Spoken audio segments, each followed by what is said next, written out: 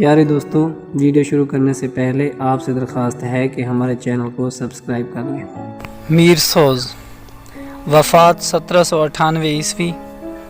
میر سوز بھی اس عہد کے سربر آوردہ شعراء میں سے ایک ہیں، لیکن ان کا نام نہ صرف میر و سودا بلکہ درد و قائم کے بھی بعد آتا ہے۔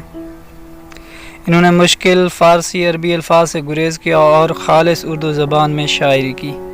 ان کے شعروں میں زبان و بیان کا لطف ملتا ہے اور یہی ان کے کلام کی خصوصیت ہے۔ دوسری خاص بات یہ ہے کہ انہوں نے ادا بندی کی شاعری کی، لیکن اعتدال کو ہاتھ سے نہیں جانے دیا۔ سوز کا نام محمد میر تھا، پہلے میر تخلص کرتے تھے۔ جب میر تقی میر کی شہرت آسمان تک پہنچی تو انہوں نے اپنا تخلص بدل کر سوز کر لیا۔ ان کا وطن دہلی تھا اور ان کے والد سید ضیاء الدین بخاری کو اہل دلی کا ادب و احترام حاصل تھا۔ تحصیل علم کے بعد شاہی توپ خانے میں ملازم ہوئے۔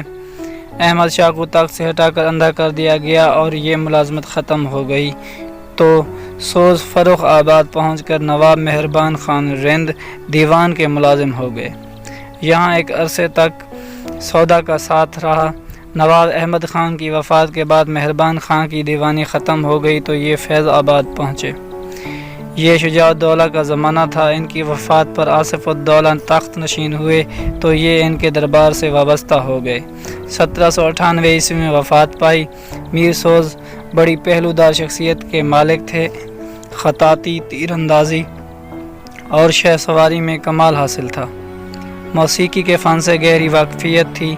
شگفتہ مزاج ایسے تھے کہ جس محفل میں ہوتے حاضرین کی توجہ کا مرکز بن جاتے۔ شعر گوئی میں سودا کی شاگردی اختیار کی۔ ان کے کلام میں گہرائی نہیں، سارا لطف زبان کا ہے۔ پڑھنے کے انداز نے اس لطف کو دوبالا کر دیا تھا۔ شعر پڑھنے کے ساتھ ساتھ اداکاری بھی کرتے جاتے تھے۔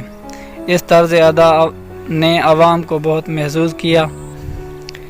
وہ سامنے کی باتیں سیدھے سادے انداز میں پیش کرتے تھے تو عام لوگ اسے بہت سراہتے تھے۔